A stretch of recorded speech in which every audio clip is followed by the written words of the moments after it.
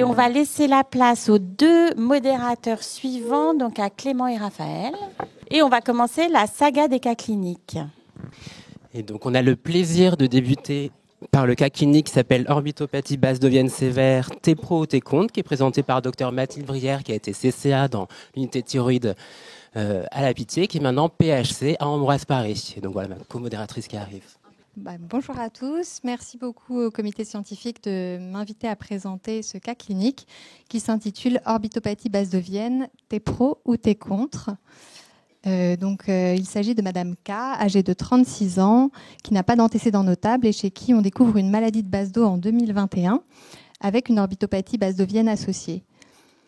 Pour débuter la réflexion, et notamment pour les internes, quels sont les éléments que l'on peut recueillir en consultation d'endocrinologie pour évaluer une atteinte ophtalmologique dans le cadre d'une maladie de base d'eau? Il y a du monde. Je vais avancer. Donc, on peut déjà évaluer les facteurs de risque d'orbitopathie basse-dovienne. Donc, il y en a qui sont évaluables en consultation, d'autres pas, que j'ai classés ici en modifiables et non modifiables. Donc, parmi les modifiables, il y a bien sûr le tabagisme, actif ou passif, avec un risque relatif d'orbitopathie basse-dovienne de 2 à 10 selon les études. Le déséquilibre du bilan thyroïdien, que ce soit une hypothyroïdie iatrogène ou une maladie de base d'eau non contrôlée en hyperthyroïdie. Et le traitement par iode 131 qui peut aggraver ou révéler une orbitopathie basse-dovienne. Parmi les facteurs de risque non modifiables, il y a des facteurs génétiques avec des sous-types HLA qui peuvent être protecteurs ou à risque. Le sexe avec plus de femmes atteintes, 4 femmes pour un homme, mais les hommes qui présentent des atteintes plus sévères. Un âge avancé, l'ethnie, donc caucasienne dans près de 80% des cas. Un taux de TRAC élevé et puis également une dyslipidémie ou un diabète.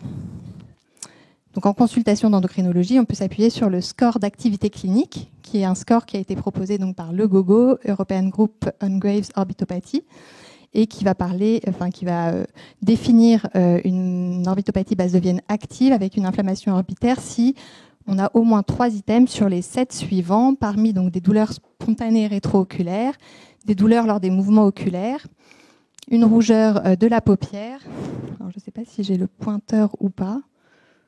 Non. Et là non plus. Bon, normalement, c'est bien représenté sur les diapos. Donc, rougeur palpébrale, une rougeur de la conjonctive, le chémosis, donc sur la photo en bas, qui correspond à un œdème de la conjonctive, un œdème palpébral ou un œdème de la caroncule.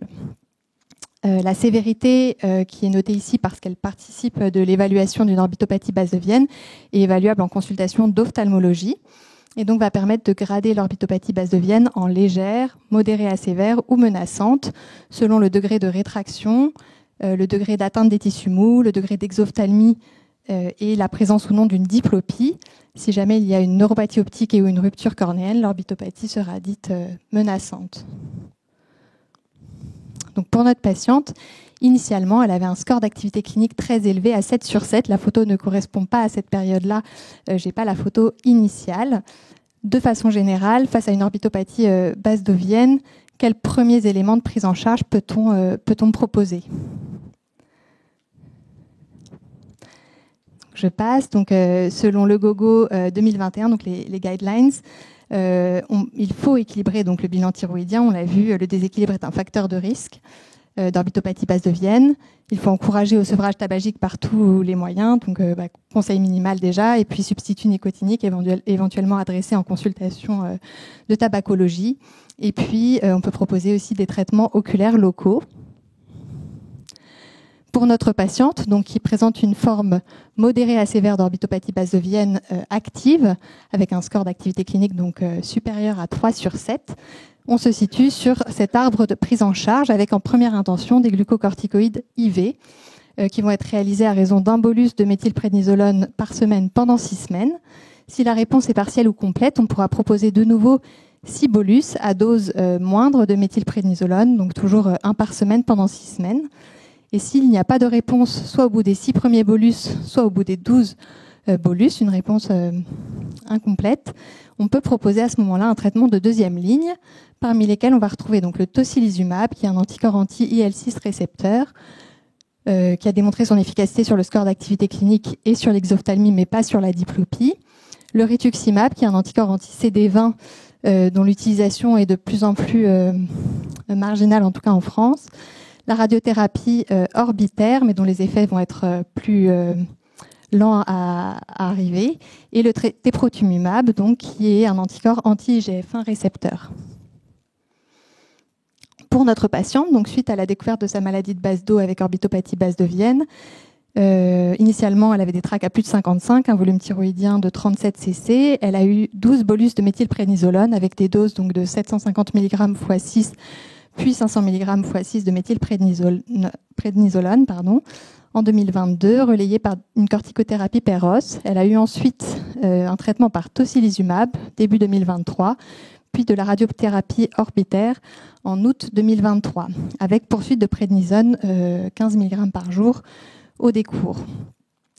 Devant une dégradation inflammatoire et comme la patiente présentait une indication à un traitement radical, il y a eu de nouveaux bolus de méthylprénisolone avec initialement une bonne réponse puisqu'elle avait un score d'activité clinique à 2/7.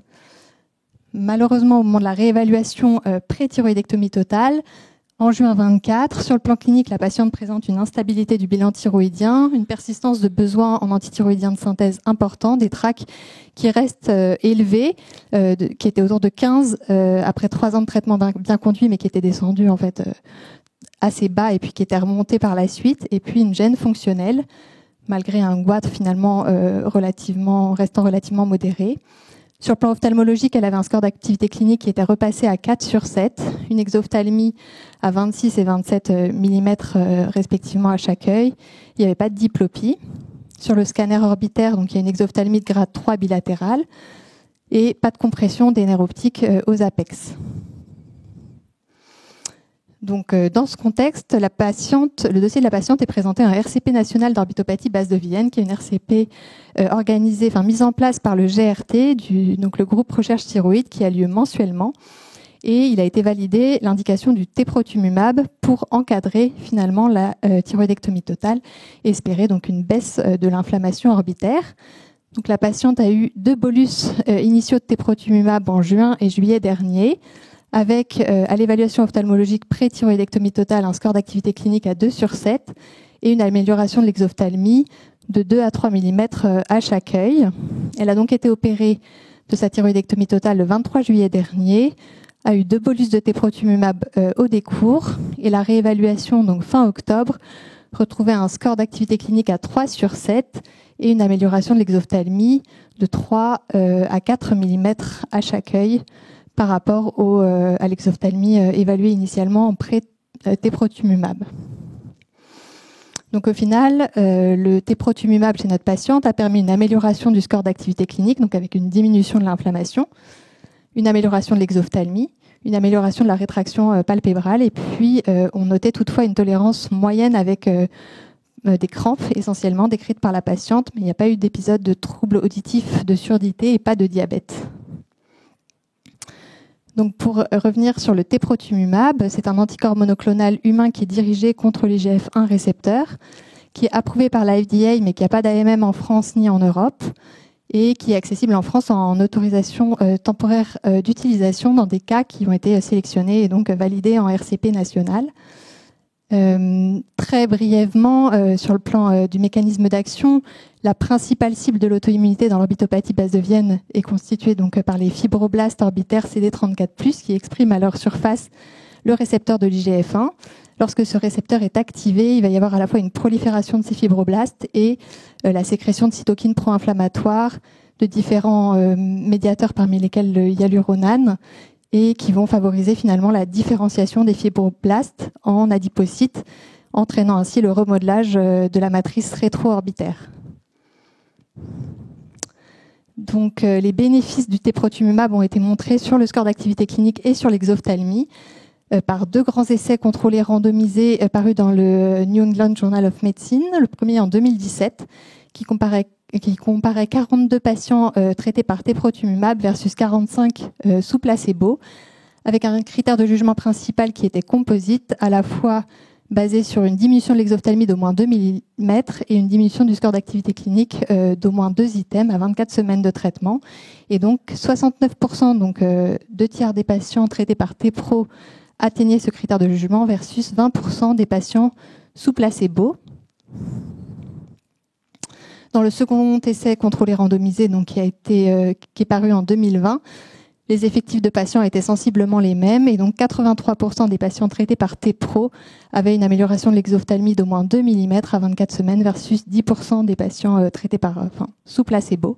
Et donc les photos publiées dans l'article étaient assez probantes. En haut, la patiente sous placebo et en bas, la patiente qui a été traitée par Teprotumumab avec une nette régression de l'exophtalmie. Il a été montré également sous Teprotumumab des bénéfices sur la diplopie. Donc là, dans les 2 essais, on voit que sous Teprotumumab, 68% des patients ont rapporté une amélioration de la diplopie à 24 semaines de traitement versus moins d'un tiers des patients dans le groupe placebo. Et il y a eu également des bénéfices sur la qualité de vie. Donc la qualité de vie s'évalue par une échelle de qualité de vie qui est proposée sur le site de Legogo en français. Et donc on voit que chez les patients dans le groupe Teprotumumab, il y avait une amélioration, donc une augmentation du score de qualité de vie à 24 semaines en comparaison au score baseline qui n'était pas retrouvé ou dans une moindre mesure dans le groupe placebo. Donc le Teprotumumab induit des effets indésirables du fait de l'expression ubiquitaire des récepteurs de l'IGF-1. Initialement, donc, dans les études randomisées, les 2 grands essais, ils étaient décrits comme minimes à modérés. On notait essentiellement des crampes, une asthénie, des diarrhées, des troubles de l'audition, une hyperglycémie et puis des troubles des phanaires. Et ces chiffres donc, d'effets indésirables ont été comparés avec ceux d'une étude observationnelle que j'ai rapportée ici, qui reprend 131 patients qui ont été traités par Teprotumumab. Et donc, on voit que finalement, les effets secondaires étaient globalement peut-être sous-estimés dans les essais contrôlés randomisés, avec, dans l'étude observationnelle, plutôt 60% de crampes versus 20% initialement décrits. L'asthénie et la diarrhée étaient retrouvées dans 30% des cas versus moins de 10% initialement. Les troubles auditifs pouvaient atteindre 30% du coup des cas versus 5% initialement. Les hyperglycémies étaient sensiblement identiques et il y avait 12% d'interruption du Teprotumumab liées à un effet indésirable sur cette étude observationnelle de 2023. Donc la fréquence était plus élevée pour les symptômes auditifs en vie réelle, avec là 2 autres études citées, des symptômes auditifs qui étaient rapportés chez 82% de patients dans une étude sur de petits effectifs là en 2022 et 29% de nouveaux symptômes otologiques dans l'étude là parue dans Thyroid en 2024. Il y avait un risque plus élevé de perte auditive en cas de dysfonctionnement auditif de base et ce risque était plus significatif pour les hautes fréquences et chez les patients plus âgés. Les autres limites du Teprotumumab donc, sont principalement son coût, puisque l'ensemble du cycle coûte plus de 300 000 €, soit un coût très très important par rapport au bolus de corticoïdes, et donc les indications sont impérativement à valider en RCP national d'orbitopathie basovienne. Il y a eu également des effets indésirables rares mais graves qui ont été rapportés, parmi lesquels donc, les maladies inflammatoires chroniques de l'intestin et 2 cas d'atteinte neurologique. Il n'y a pas d'étude qui compare glucocorticoïdes IV et Teprotumumab. Là, les 2 grands essais ont comparé le Teprotumumab à des groupes placebo. Et il faut bien avoir en tête que ce traitement est contre-indiqué, notamment en cas de grossesse, avec un risque tératogène. Au final, dans les orbitopathies basoviennes, est-ce qu'on est pour ou contre le Teprotumumab ? Donc, il y a des bénéfices certains sur le score d'activité clinique, l'exophtalmie, la diplopie, la qualité de vie. Les limites du Teprotumumab, eh bien, c'est l'importance de ces troubles auditifs qui ont été rapportés et qui nécessitent donc de réaliser un bilan auditif complet avant, puis au cours et à la fin du traitement. L'autre limite principale, c'est son coût, nécessitant donc la validation RCP nationale de l'indication. Le traitement est contre-indiqué en cas de grossesse, donc prudence chez les femmes en âge de procréer. Et parmi les perspectives pour ce traitement, il serait intéressant de définir les éléments prédictifs de réponse et de durabilité de la réponse du Teprotumumab, éventuellement l'évaluer dans des essais contrôlés randomisés dans des orbitopathies légères actives, inactives ou en cas de neuropathie optique. Et enfin, le comparer au glucocorticoïde IV. Voilà, je vous remercie pour votre attention.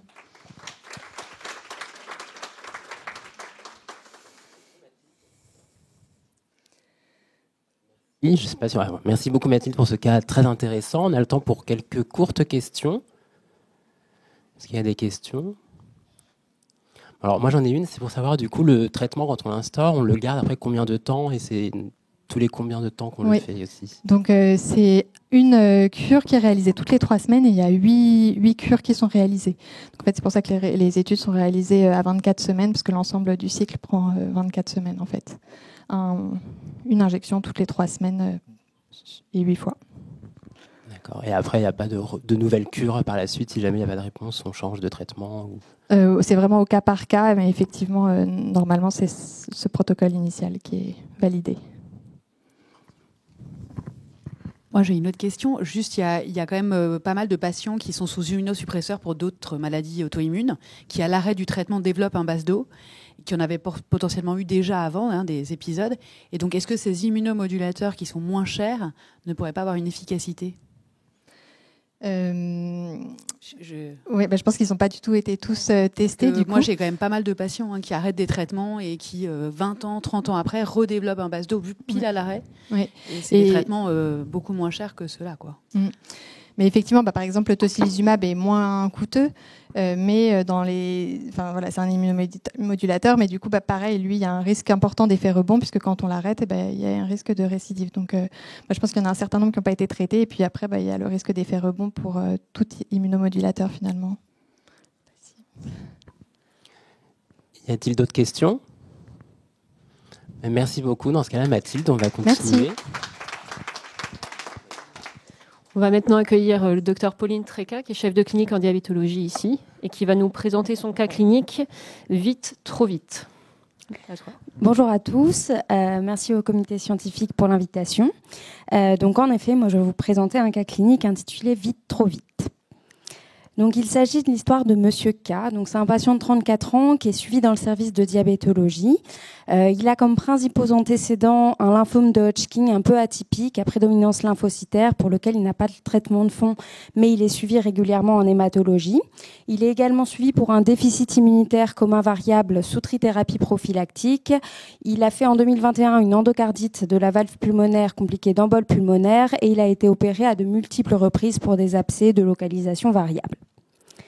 Il est donc suivi dans le service pour un diabète de type 1 qui est connu depuis l'âge de 11 ans.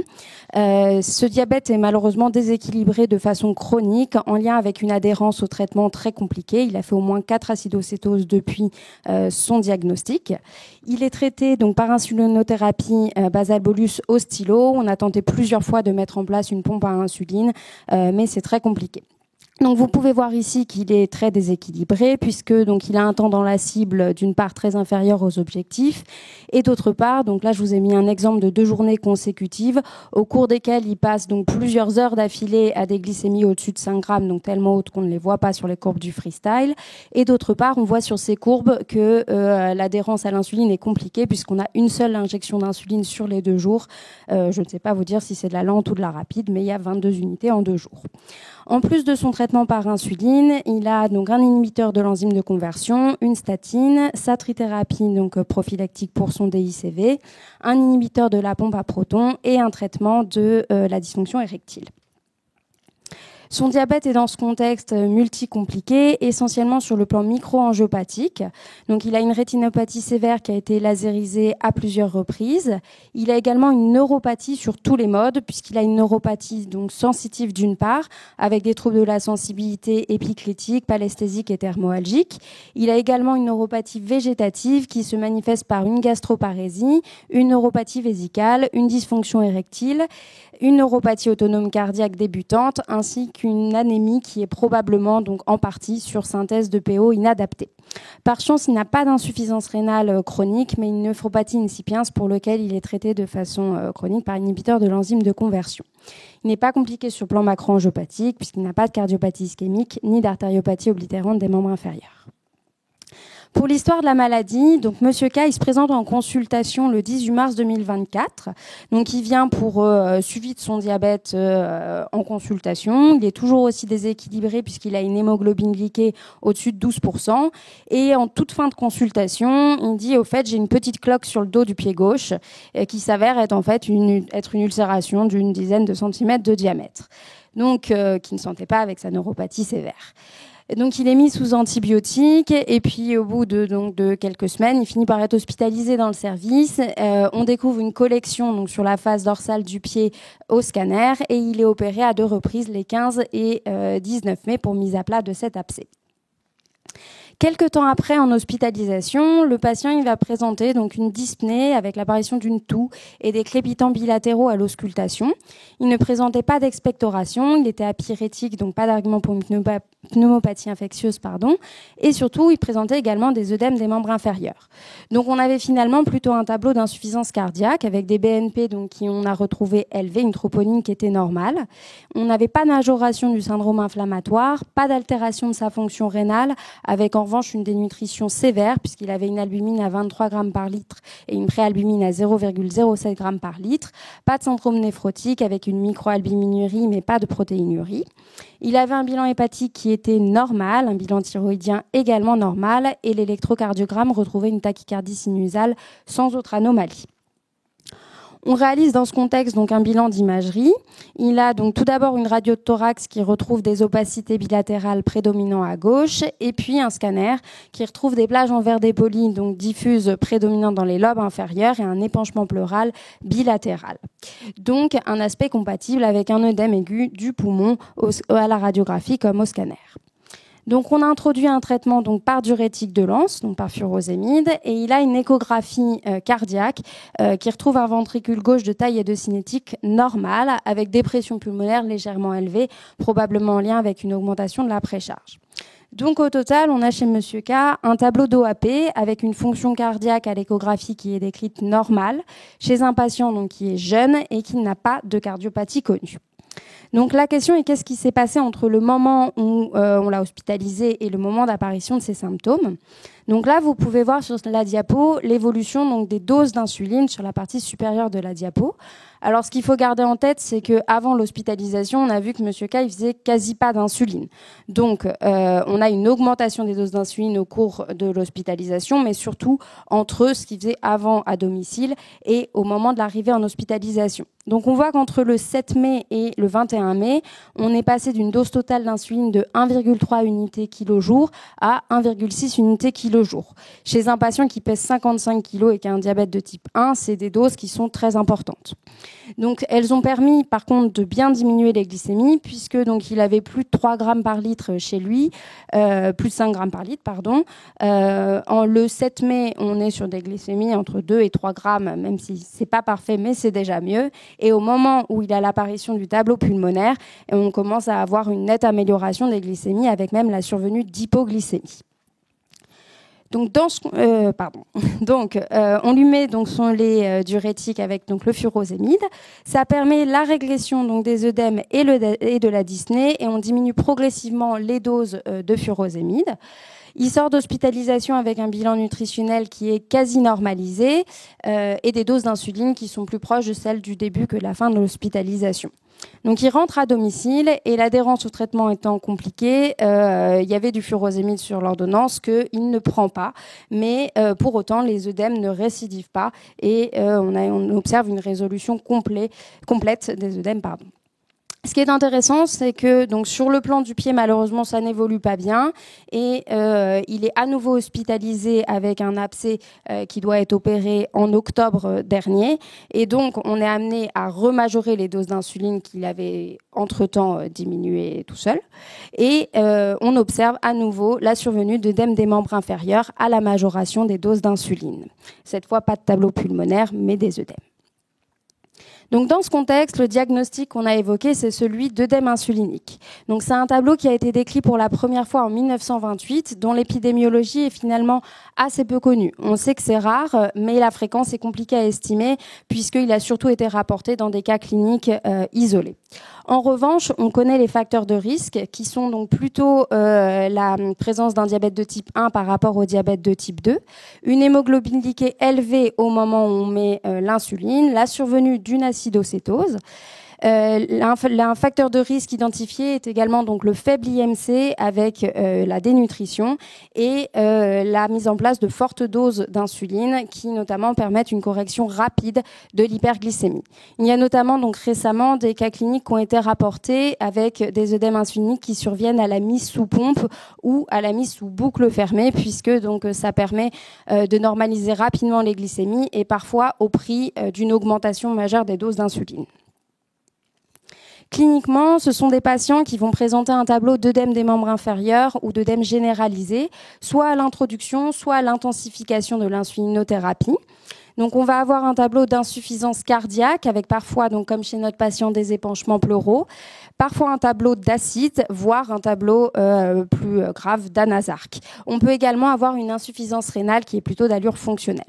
C'est un diagnostic qui est un diagnostic d'exclusion, c'est-à-dire qu'il faut avoir éliminé toutes les autres causes d'œdème pour le poser. Sur le plan thérapeutique, les auteurs ont décrit donc d'abord la mise en place d'une restriction sodée pour traiter cet œdème insulinique, mais parfois l'utilisation de diurétiques, donc soit des diurétiques de Lens, soit des diurétiques épargneurs de potassium. Et dans les cas les plus sévères ou les cas récidivants, des auteurs ont aussi rapporté l'utilisation d'épinéphrine ou d'éphédrine. Sur le plan physiopathologique, plusieurs mécanismes ont été décrits. Donc, tout d'abord, certains mécanismes sont dépendants d'une action directe de l'insuline. Le principal étant une résorption de sodium par activation au niveau rénal et surtout au niveau tubulaire de la NAK-ATPase directement par l'insuline. D'autre part, l'insuline va provoquer une vasodilatation avec plein de mécanismes qui ont été rapportés surtout dans de petites études, donc comme également l'activation de la NAK-ATPase, une stimulation bêta-adrénergique, la stimulation des canaux potassiques calcium dépendants ou un relargage de NO. Ce qui est intéressant, c'est que cette vasodilatation, elle va en fait être à l'origine d'une activation du système nerveux sympathique et du système rénine, angiotensine, aldostérone, qui eux-mêmes vont être à l'origine d'une réabsorption de sodium. L'insuline va également donc avoir une action par une augmentation de la perméabilité capillaire, d'une part par expression donc des facteurs de croissance vasculaire et d'autre part par altération des propriétés donc des cellules endothéliales des parois vasculaires. Donc ça, c'est pour les mécanismes qui sont donc directement dépendants de l'insuline. À côté de ça, on va avoir une action donc des hypoglycémies qui peuvent entraîner une augmentation des hormones de contre-régulation et notamment donc du cortisol qui va pouvoir avoir un rôle sur la survenue de cet œdème. Donc, et ce qui est intéressant aussi, c'est que ces quatre mécanismes peuvent être influencés par la présence d'une neuropathie, notamment végétative, qu'avait notre patient et qui elle-même peut être aggravée par l'amélioration brutale du diabète.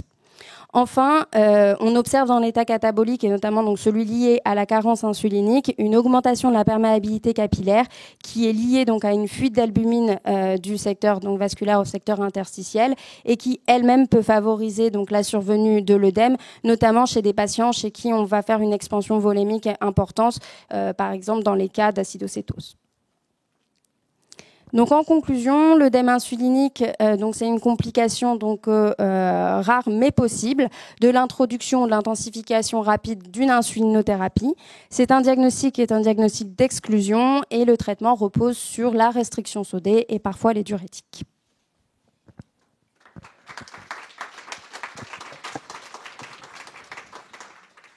Merci Pauline. Est-ce que vous avez des questions ? Comment on peut faire la part des choses dans cette situation entre les œdèmes qui sont liés du coup à l'insuline et au syndrome de renutrition inappropriée vu que ce patient était dénutri ? C'est compliqué. Je ne suis pas sûre qu'on puisse faire donc la part des choses en disant vraiment c'est l'un ou c'est l'autre. Alors lié uniquement à la dénutrition, c'est sûr que ce serait apparu avant, puisque finalement c'est vraiment au moment où on met l'insuline. Mais c'est vrai qu'on a mis l'insuline aussi en améliorant le bilan nutritionnel du patient, donc il y a probablement une partie de ça. Et il y a des mécanismes qui sont en plus vraiment les mêmes, avec notamment la baisse par rapport donc au glucagon qui est augmenté dans l'état de dénutrition et qui va baisser quand on renutrit les patients et qui va lui-même activer le système rénine-angiotensine-aldostérone. Donc en fait, bon, c'est vrai que les mécanismes sont un peu les mêmes, donc c'est difficile de faire la part des choses. Merci Pauline. Du coup, j'avais la même question que Pierre notamment, mais donc pour rebondir là-dessus, est-ce qu'il a eu des signes associés au niveau biologique qu'on voit dans SRI, par exemple, hypophosphorémie, perturbation du bilan hépatique, rien de tout ça en fait. Donc non, c'est peut-être, après on l'a un peu prévenu aussi, on avait mis un peu de phosphore, tout ça, mais non, il n'a pas eu de syndrome de renutrition inappropriée. D'accord. Donc en fait, le tableau d'œdème insulinique, c'est vraiment des œdèmes qui sont isolés finalement. Oui, complètement. Mais chez des patients dénutris, donc il y a aussi une part un peu d'œdème liée à la dénutrition, chez certains patients. Et du coup, une dernière question en préventif, est-ce que les patients qui ont des facteurs de risque que tu as cités, on serait du coup incité à, quand ils viennent en hospitalisation, à les équilibrer de manière moins rapide avec des doses d'insuline plus basses? Vu la rareté du tableau, je ne pense pas. Je pense que par contre, les patients qui ont des facteurs de risque, ça justifie une surveillance au moins clinique pour vérifier qu'il n'y ait pas l'apparition d'œdème, mais je ne pense pas que ça justifie de moins mettre d'insuline pour éviter ça. Très bien, merci beaucoup Pauline. Merci. On va continuer la saga des cas cliniques. Donc on accueille Cécile Ancousture-Lavie, qui est interne de DES d'endocrinologie, qui était passée dans le service, et qui va nous présenter le cas clinique qui s'appelle « Quand les glandes s'emballent ». Merci Cécile. Bonjour à tous, donc je vais vous présenter un cas clinique « Quand les glandes s'emballent ». Donc, c'est l'histoire de Monsieur X, un patient de 23 ans qui est originaire de Chine, qui a vécu son enfance en Italie, qui est arrivé en France vers l'âge de 13 ans, donc il y a 10 ans environ. Actuellement, il vit en région parisienne avec son père et son frère. Il est serveur dans un restaurant, il consomme de façon occasionnelle de l'alcool et du tabac, et pas d'autres toxiques déclarés.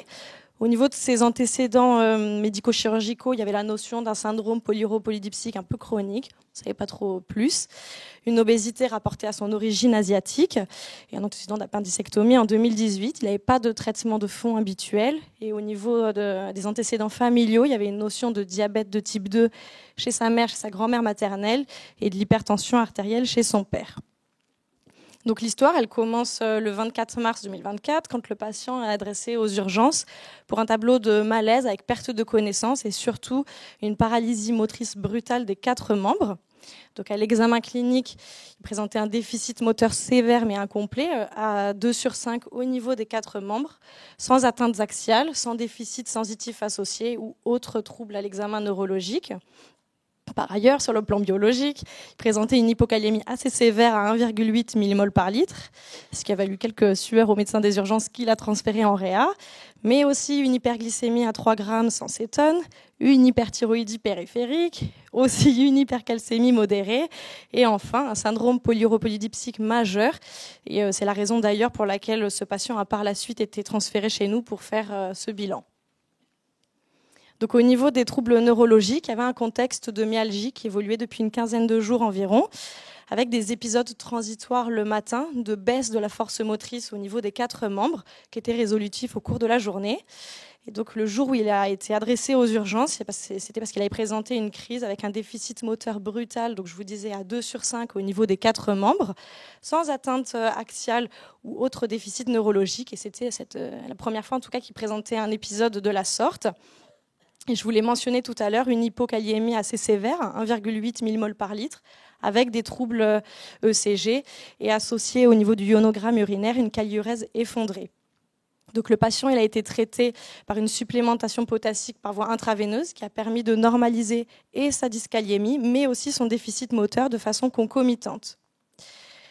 Donc au niveau de l'arbre étiologique, en tout cas d'une hypokaliémie, on se retrouve dans le contexte d'une hypokaliémie à kaliurèse effondrée, donc de perte extra-rénale. Il n'y avait pas de cause qui évoquait des pertes cutanées ou digestives, pas non plus contexte de dénutrition. Donc là, on était dans cette situation plutôt dans le cas d'un transfert intracellulaire. Je passe du coq à l'âne. Je vous ai parlé tout à l'heure de l'hyperthyroïdie périphérique. Donc sur le bilan d'entrée de réanimation, présentait une TSH indosable avec une T4 libre augmentée à 47 picomoles par litre et une T3L également augmentée. Au niveau des signes cliniques d'hyperthyroïdie, il y avait une perte de poids de 10 kg en 2 mois, une tachycardie sinusale vers 105 BPM environ, qui était persistante aux urgences en réa et chez nous, des tremblements fins des extrémités, mais pas d'autres signes cliniques d'hyperthyroïdie, pas non plus de signes cliniques d'orbitopathie, et que ce soit dans ses antécédents personnels ou familiaux, il n'y avait pas de notion de dysthyroïdie ou de pathologie auto-immune. Donc nous, on a posé le diagnostic de maladie de base d'eau devant les tracts qui étaient positifs à 4,9 et un aspect échographique en faveur d'une thyroïdite sur l'écho faite en réa. Donc il a été traité classiquement par néomercazole. Mais donc vous allez me demander c'est quoi le rapport entre le déficit moteur distal, l'hypokaliémie, l'hyperthyroïdie. Peut-être que vous l'avez trouvé. Nous, on a mis un peu plus de temps. Donc il s'agit de la paralysie périodique hypokaliémique, qui est une pathologie très rare, d'une prévalence de 1 pour 100 000 en Europe. C'est donc une canalopathie musculaire qui touche plutôt l'enfant ou l'adulte jeune. L'étiologie, elle est majoritairement génétique, avec un mode de transmission autosomique dominant. Il existe aussi des causes secondaires, donc notamment la thyrotoxicose, aussi des pathologies rénales ou d'autres causes encore plus rares. C'est des crises qui sont caractérisées par des faiblesses musculaires qui peuvent durer de quelques heures, voire quelques jours, plus ou moins sévères, qui touchent principalement les membres et qui épargnent les muscles faciaux, respiratoires et le reste du tronc, et qui sont associées à des hypokaliémies qui peuvent être extrêmement sévères. Ces crises, elles sont favorisées par l'immobilité prolongée, par le repos après un effort intensif inhabituel, par des repas riches en glucides et par la consommation d'alcool.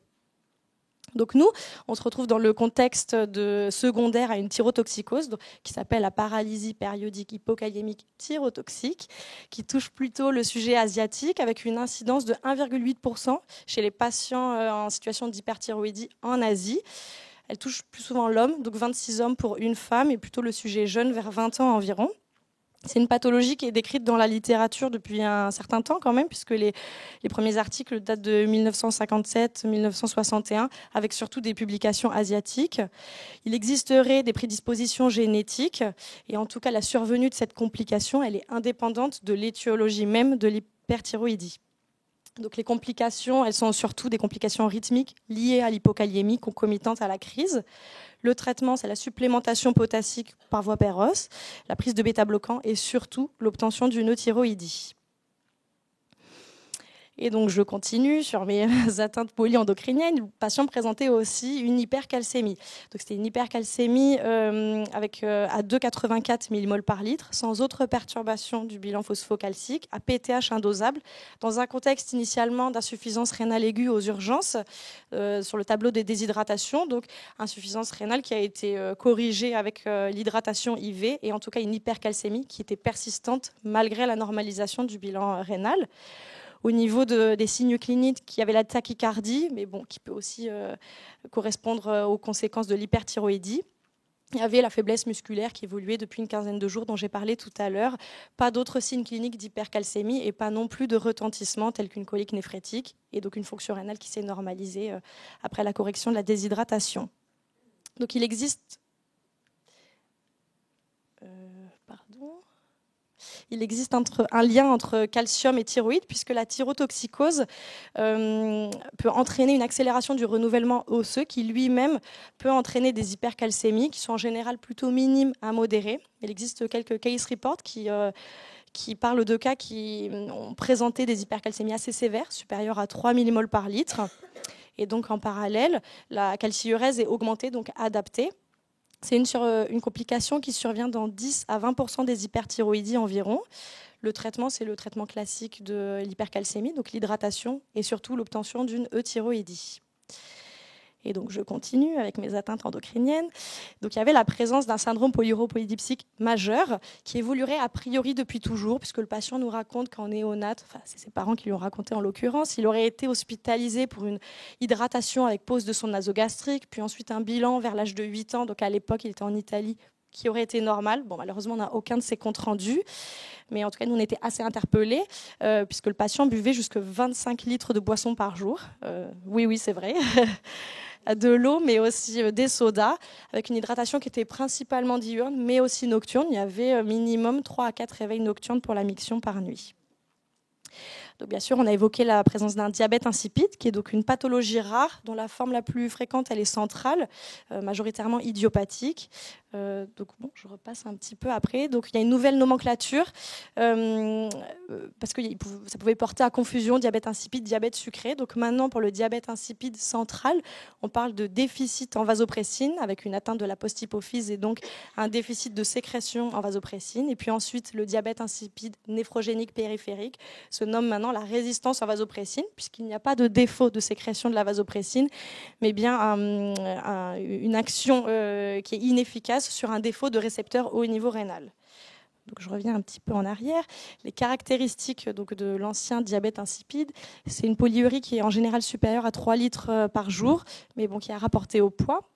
Une hypernatrémie supérieure à 147 millimoles par litre et une hyperosmolarité plasmatique supérieure à 295 milliosmoles par kilo en faveur de l'état de déshydratation et une osmolarité urinaire inférieure à 300 devant des urines qui sont diluées. Normalement, le gold standard pour faire le diagnostic, c'est le test de restriction hydrique. Donc je reviens à notre patient. Lui, il présentait une hypernatrémie à 151 millimoles par litre avec une hyperosmolarité plasmatique à 318 milliosmoles par litre. Donc on était bien dans un contexte de déshydratation. En regard, la natriurèse était effondrée. Donc la sévérité, l'hypernatrémie, la sévérité de la polyurie nous a orientés vers la présence d'un ancien diabète insipide. Une IRM hypophysaire a été réalisée. Donc vous voyez au niveau de la petite flèche, on ne voyait pas le signal de la post-hypophyse. Par ailleurs, il n'y avait pas de grosses lésions ou tumeurs de la loge cellaire, juste la mise en évidence d'un incidentallome hypophysaire, un microadénome de 8 mm, parce que tout le reste ne suffisait pas. Et donc, nous, on s'est orienté vers une résistance en ADH, devant 2 raisons. Donc déjà, en réanimation, le mini-rein avait été introduit. Donc c'est la raison pour laquelle nous, on n'a pas fait le test de restriction hydrique. En fait, on a continué à titrer en mini-rein, avec une efficacité assez modérée. Et surtout, a posteriori, le dosage de l'acopeptine qui est revenu non freiné. Donc il n'y a pas vraiment de gold standard pour les normes de l'acopeptine. Mais on dit que dans une situation d'hypernatrémie, une copeptine supérieure à 21 picomoles par litre est en faveur d'une résistance en vasopressine et une copeptine donc, basse, inférieure à 3 picomoles par litre, est plutôt en faveur d'un déficit en vasopressine, donc copeptine qui est un précurseur de la vasopressine. Et je continue. Après le diabète insipide, on a le diabète sucré, avec un patient qui présentait une hyperglycémie à 3 grammes, sans cétone, une hémoglobine glyquée augmentée à 3,5%. Donc, il a été traité d'emblée par insulinothérapie avec des doses moyennes de 0,65 unités kilo-jour. Au niveau des signes cliniques du diabète, donc oui, il y avait la présence de ce syndrome polyuropolydipsique, mais bon, qui évoluait depuis l'enfance, a priori pas trop en faveur du diabète. L'amaigrissement de 10 kilos en 2 mois, mais c'est difficile de faire la part des choses parce qu'il y avait aussi le contexte de l'hyperthyroïdie. Il n'y avait pas de signe clinique d'insulinorésistance en tout cas. Et puis cette notion, je vous l'ai mentionné tout à l'heure, de diabète, en tout cas étiqueté de type 2 chez la mère et chez la grand-mère. Nous, on avait commencé le bilan par le dosage des anticorps, donc anti-GAD, IA2, ZNT8, qui sont revenus négatifs. Un dosage du C-peptide qui n'était pas effondré, à 3,2 microgrammes par litre. Bon, il était sous insuline depuis 4 jours à ce moment-là. Et un bilan martial qui était normal, n'était pas en faveur d'une hémochromatose. Donc il peut exister un lien entre le diabète et la thyroïde, puisque la thyrotoxicose agit par plusieurs mécanismes. Elle augmente l'insulinorésistance, elle favorise l'apoptose des cellules bêta-pancréatiques, ainsi qu'elle favorise l'absorption intestinale du glucose et la lipolyse. Et elle favorise également la sécrétion d'hormones pro-hyperglycémiantes, telles que le cortisol, l'hormone de croissance, glucagon, mais également catécholamine. L'évolution du diabète secondaire à la thyrotoxicose est assez aléatoire. Il est plus ou moins réversible après l'obtention de l'euthyroïdie.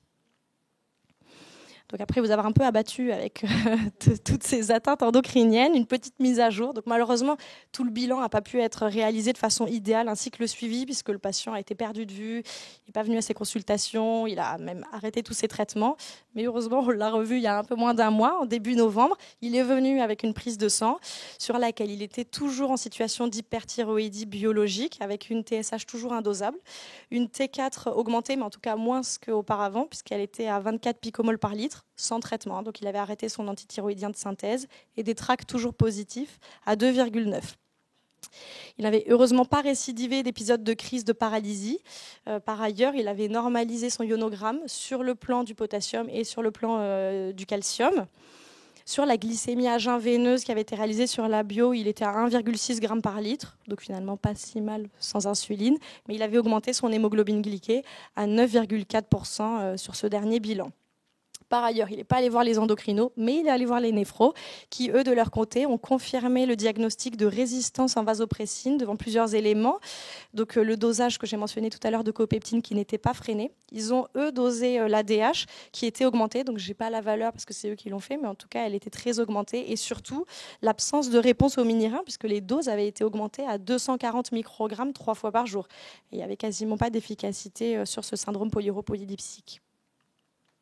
En conclusion, a priori, on est donc dans une situation de polyendocrinopathie qui sont plutôt isolées, on a l'impression, malgré ce qu'on aurait voulu croire au début, avec un syndrome polyuropolydipsique qui est lié à la résistance en vasopressine, avec une recherche génétique qui est actuellement en cours. Par ailleurs, une première poussée de maladie de base d'eau, mais qui est multicompliquée, donc de cette paralysie périodique hypokaliémique thyrotoxique et d'une hypercalcémie modérée qui s'est normalisée par la suite. La présence d'un diabète sucré, dont le bilan étiologique malheureusement est encore en cours. On avait du mal à le revoir, le patient. Est-ce qu'il s'agirait d'un diabète génétique de type MODY, un diabète secondaire à la thyrotoxicose? Pour l'instant, on n'en sait pas plus. Et finalement, un incidentalome, la mise en évidence d'un microadénome hypophysaire non fonctionnel. Voilà, je vous remercie de m'avoir écouté. Merci beaucoup Cécile pour ce cas complexe que tu as réussi à un peu simplifier. Alors, y a-t-il des remarques ou des questions? Le traitement antithyroïdien, il a pris combien de temps?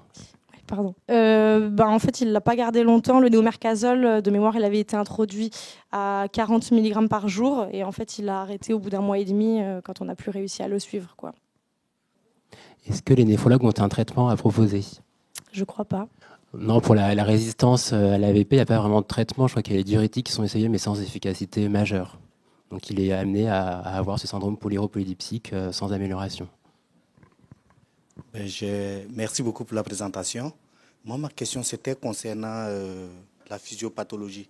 Apparemment, l'hyperthyroïdie serait à l'origine de l'hypercalcémie par l'augmentation du remodelage osseux, alors qu'on sait que dans le diagnostic différentiel des syndromes polyuropolydipsiques, il y a l'hypercalcémie, sachant bien que même dans les cas de polydipsie primaire chronique, le rein perd sa capacité à concentrer l'urine. Est-ce que ça peut s'assimiler à, comment on appelle ça, au modèle de résistance à l'ADH dans votre cas clinique? Lié à l'hypercalcémie, vous voulez dire? Oui, puisque l'hypercalcémie créant un syndrome polyuropolydipsique, ce qui veut dire qu'il y a quand même une polyurie chronique qui pourrait être due à l'hypercalcémie. Et là, le rein perd au fur et à mesure sa capacité à concentrer les urines, même dans le cas des potomanies. Mais j'imagine que théoriquement, ça aurait pu être possible. Alors chez lui, du fait qu'a priori, c'était vraiment chronique. Pour la petite histoire, il y avait même sa mère qui faisait des mots dans le carnet quand il était à l'école primaire pour l'autoriser à partir aux toilettes assez régulièrement. Donc c'est quand même peu probable. Ça voudrait dire qu'il y a une hypercalcémie qui est même assez sévère, symptomatique, qui évoluerait depuis toujours. Donc ça, c'est assez peu probable. Et puis en plus, pour le coup, là, c'est a posteriori. Il a quand même normalisé son bilan phosphocalcique avec une calcémie qui était normale en novembre et toujours la présence de ce syndrome polyuropolydipsique majeur. Mais dans le cas des potomanies, pour prolonger, je sais que je sais que même avec le mini-rein, le rein ne concentre pas. Il arrive que dans un cas de polydipsie primaire chronique, on ait cette situation. Est-ce que c'est des cas de résistance à l'ADH ou pas? Peut-être ça, c'est pour les je sais pas. Ok, merci. Désolée. J'ai pas la réponse. Je sais pas si quelqu'un a la réponse dans l'audience, mais on va continuer. Merci. Alors, on va passer au dernier cas clinique qui va être présenté par le docteur Alexandre Dormois, qui est donc PHC dans l'unité d'hypophyse ici à la Pitié-Salpêtrière et qui va nous présenter un cas clinique, donc une insuffisance corticotrope inhabituellement fréquente. Bonjour à tous. Donc, voilà, on va parler d'un cas d'insuffisance corticotrope inhabituellement fréquente. Donc, l'histoire commence en 2010 avec un patient qui a à ce moment-là 25 ans, qui, devant une prise pondérale importante, une répartition facio-tronculaire des graisses, des vergetures abdominales pourpres et des troubles psychiatriques. Donc un tableau assez évocateur de syndrome de Cushing. Est adressé dans le service. Le diagnostic est confirmé biologiquement. On a des flux qui sont à 3 fois la normale, un freinage minute qui est pathologique à 48, un cycle du cortisol qui est aboli, qui reste élevé à minuit à 140 nanogrammes par ml, et un ACTH qui est élevé, inadapté, donc en faveur d'un syndrome de Cushing, ACTH dépendant. On lui fait l'IRM, on voit qu'il y a une image de 3 mm dans l'aileron hypophysaire gauche, donc tout colle bien avec une maladie de Cushing. Le patient est orienté en neurochirurgie pour être opéré. Et je vais vous retracer là l'évolution de son cortisol plasmatique à 8 heures au fur et à mesure des années. Donc, on part d'un cortisol plasmatique élevé au moment du diagnostic. Il est opéré. On voit que le cortisol plasmatique est effondré. Donc, ce qu'on attendait, ce qui montre le succès de la chirurgie. Dans les années qui suivent, on a progressivement une récupération partielle de sa fonction corticotrope avec des cortisol 8 heures qui remontent petit à petit. Et à partir de 2016, une récupération complète avec un patient qui commence à répondre de nouveau aux tests dynamiques. Donc on lui arrête l'hydrocortisone à ce moment-là. Et pendant les années qui suivent, jusqu'en septembre 2023, il reste en eucorticisme avec un cortisol 8 heures confortable à 130 nanogrammes par ml, des flux qui restent toute cette période normaux. Et un mois après, de façon inattendue, on retrouve un cortisol 8 heures qui est effondré à 30 nanogrammes par millilitre. On a été assez surpris du résultat, parce que théoriquement, quand on a une maladie de Cushing qui est revenue en eucorticisme, il n'y a normalement que 2 options. Soit on reste toute sa vie en eucorticisme, soit on récidive un jour et on repasse en hypercorticisme. Mais habituellement, il n'y a aucune raison de repasser en insuffisance. Sauf s'il y a une autre cause d'insuffisance associée indépendante de la maladie de Cushing. Donc on a recherché déjà s'il n'y avait pas une cause évidente qui pouvait expliquer ça. Donc la prise des corticoïdes, il n'en prenait pas. On a regardé s'il n'avait pas inversé son cycle veille-sommeil, ce n'était pas le cas. Et donc pour essayer de comprendre, on l'a mis sous hydrocortisone et on l'a pris dans le service pour 3 jours pour faire un cycle du cortisol plasmatique, une IRM et un test au synectène. Alors déjà, première surprise, on a vu que les taux de cortisol étaient bien remontés. En fait, le cycle s'est normalisé spontanément. Là, on est juste un mois après le dosage effondré à 30 nanogrammes par millilitre, avec des cortisol 8 heures qui sont très bien remontés, 80 le premier jour, 109 le deuxième jour. L'IRM, rien de particulier. On voit que c'est la même IRM que ce qu'il a depuis le post-opératoire. Donc on voit la petite cavité qui correspond à l'exérèse de l'adénome. Aucune nouvelle lésion qui est apparue au fur et à mesure des années. Et par contre, le synactène, qu'il a eu juste le 3e jour, donc juste après le cycle, de nouveau, on retrouve un cortisol 8 heures effondré à 8, qui répond bien au test au synactène, mais ça, on n'était pas tellement surpris. On sait que le synactène est très mauvais dans les insuffisances récentes. Donc, c'est pas surprenant qu'il réponde bien. Par contre, c'est étonnant, ces insuffisances corticotropes qui fluctuent comme ça. Alors, on a regardé plus en détail dans son dossier. On a vu qu'il prenait de l'oxycodone et de l'oxynormoro pour des douleurs du rachis. Il y a une scoliose sévère pour laquelle il a eu une arthrodèse. Et il avait justement pris de l'oxynormoro la nuit entre la fin du cycle et le test au synactène. Et c'est des traitements qu'il prend par intermittence, ponctuellement. Donc il avait pris à ce moment-là. Donc une insuffisance corticotrope induite par les opioïdes. On a pu lui arrêter le traitement par morphinique. Alors, on lui a fait un test au synactène 1 mois après. Il y avait une bonne amélioration de sa fonction corticotrope. Et 6 mois après, on a le test d'hypoglycémie insulinique qui confirme la récupération de la fonction corticotrope. Donc, à votre avis, si on prend l'ensemble des patients qui sont traités par morphinique ou par opioïdes sur le long terme, la fréquence serait de combien? Si on fait un vote rapide à main levée, qui dirait 0,1%? Il dirait 1%? 10%? 30%? Donc ça c'est l'ensemble des études qui se sont intéressées à la question. Donc sur les 20 dernières années, donc on voit qu'il y en a assez peu et que c'est toujours des effectifs extrêmement bas. La plus grosse étude, c'est 102 patients. Et donc Après, la problématique qu'il y a aussi derrière, c'est que ça dépend toujours de qu'est-ce qu'on considère pour définir l'insuffisance corticotrope, quel seuil de cortisol on utilise et quel test on utilise. Est-ce qu'on fait le synactène, l'hypoglycémie insulinique, etc. Donc, si on prend un cutoff indiscutable comme un cortisol 8 heures en dessous de 50 nanogrammes par millilitre, on voit que sur l'ensemble de ces études, c'était des fréquences qui allaient de 9 à 35% des cas. Et donc là, on n'a que les insuffisances certaines et profondes, en fait. On rate les insuffisances partielles. Alors, donc, c'est un diagnostic fréquent et très sous-diagnostiqué. Une des raisons, je pense que c'est en fait la similitude importante qu'il y a entre les signes d'insuffisance corticotrope et les effets secondaires qu'on peut avoir liés aux opioïdes. Donc, un patient qui arrive, qui est sous morphine et qui a des nausées, des vomissements, je pense que tout le monde pense en premier à un effet secondaire du traitement et pas une insuffisance corticotrope, alors que probablement il y en a parfois où c'est lié à ça. Donc, cliniquement, c'est difficile de faire la part des choses. Par contre, biologiquement, c'est très simple. En fait, il suffit de doser le cortisol à 8 heures.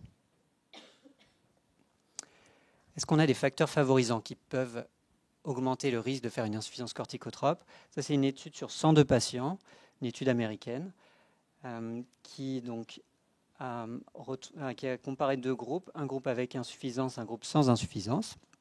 Et donc, on voit que les doses utilisées chez les patients en insuffisance étaient plus élevées. Ils ont exprimé ça en MME, donc équivalent en milligrammes de morphine par jour. Donc le groupe avec insuffisance, 140 mg par jour. Le groupe sans insuffisance, 57. Donc il y a une différence. Et l'autre facteur favorisant qu'on retrouve, c'est l'exposition cumulée, qu'ils ont exprimé en mois par année, en milligrammes mois. Et donc par analogie, par exemple avec le tabac et les paquets années, ils ont fait la même chose. Donc l'exposition cumulée augmente le risque d'insuffisance corticotrope. Alors, il y a forcément un intérêt déjà de mettre sous hydrocortisone pour prévenir une insuffisance surrénalienne aiguë et une décompensation sévère.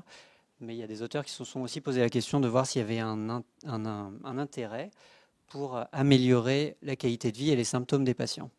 Donc ça, c'est une étude australienne sur peu de patients, 17 patients, mais qui est bien faite méthodologiquement, parce qu'elle est randomisée en double aveugle. Ils ont fait donc deux bras, un bras qu'ils ont mis sous hydrocortisone, un bras qu'ils ont mis sous placebo. Ils ont testé des questionnaires de qualité de vie avant le traitement, puis un mois après le traitement. Et ils ont fait un crossover en échangeant les deux groupes et réévalué un mois après ça. Et donc on voit qu'il y a une amélioration de l'état général, amélioration du niveau d'activité. Donc ça, c'est assez attendu. Il y a aussi une amélioration des douleurs corporelles. Donc c'est quand même intéressant chez ces patients où la problématique de base, c'est quand même ça. Donc il faut les supplémenter. Et est-ce qu'on a une récupération une fois qu'on arrête les traitements par morphinique? Donc chez notre patient, c'était le cas. Dans la littérature, on a extrêmement peu de données. En fait, il y a deux séries, toutes petites. La première, sur 7 malades, il y en a 6 qui ont récupéré. La deuxième, sur 10 malades, il y en a 7 qui ont récupéré. Donc voilà, des données pas très solides, mais qui ont l'air de montrer qu'il y a une bonne récupération après l'arrêt. Une autre problématique, c'est l'hypogonadisme. Ça, c'est mieux documenté, c'est mieux connu. Ça, c'est une méta-analyse qui a été faite en 2020 sur les études publiées sur le sujet. Et donc, en cumulé, on a 63% des patients sous opioïdes qui ont un hypogonadisme, hommes et femmes. Donc, c'est à prendre en compte. Ça fait plus d'un patient sur deux. En conclusion, l'insuffisance corticotrope induite par les opioïdes, donc c'est très fréquent, 8 à 35% des patients. Simple à diagnostiquer, il faut faire un cortisol 8 heures, surtout chez ceux qui ont une dose de plus de 20 mg par jour et qui les prennent depuis plus d'un mois. Dans l'autre sens, il faut aussi qu'on pense, dès qu'on voit une insuffisance corticotrope, à toujours rechercher les traitements par morphinique. Comme on a le réflexe de faire avec les corticoïdes, on doit faire la même chose avec les morphiniques. Essayer si possible de faire un sevrage, parce qu'il y a une récupération qui semble fréquente, et évaluer en même temps l'hypogonadisme, qui est encore plus fréquent que l'insuffisance corticotrope. Merci pour votre attention. Est-ce que l'hypogonadisme s'accompagne d'une hyperprolactinémie? Alors j'ai vu qu'il y avait quelques cas décrits d'hyperprolactinémie modérée. Je pense que c'est un phénomène qui est plutôt directement lié en fait à l'inhibition au niveau hypothalamique et hypophysaire de l'axe gonadotrope. Donc le rôle de l'hyperprolactinémie, il a l'air assez modéré. J'ai juste une petite question. Est-ce que c'est quoi la physiopathologie? Est-ce qu'on sait à peu près? On sait que c'est central, qu'il y a à la fois au niveau hypothalamique et hypophysaire, donc une diminution soit du CRH, soit de l'STH, probablement parce qu'il y a des récepteurs à ces niveaux-là. Après, voilà, c'est pas plus documenté que ça. En tout cas, on voit qu'à chaque fois, les patients ont une ACTH qui est basse. Donc, c'était une action assez rapide, parce que là, il prenait le comprimé, le lendemain matin, il avait baissé son cortisol. Là, lui, ça faisait vraiment un effet on-off comme ça. Donc, je pense qu'il y a... Ouais. Oui, il n'en prenait pas tout le temps. Je pense que c'est qu'il y a un peu les deux effets, comme avec les corticoïdes, c'est qu'on peut voir, si on fait le dosage quelques heures après la prise, on peut voir l'insuffisance. Et il y a des patients qui en prennent vraiment de façon prolongée et à forte dose. Eux, même s'ils arrêtent, ça va persister plus longtemps. Et les récupérations qu'on voyait dans les études, c'était plutôt 1 à 6 mois après. Peut-être pas dès le lendemain, quoi. Très bien. On va pouvoir clôturer du coup la saga des cas cliniques. Merci à tous.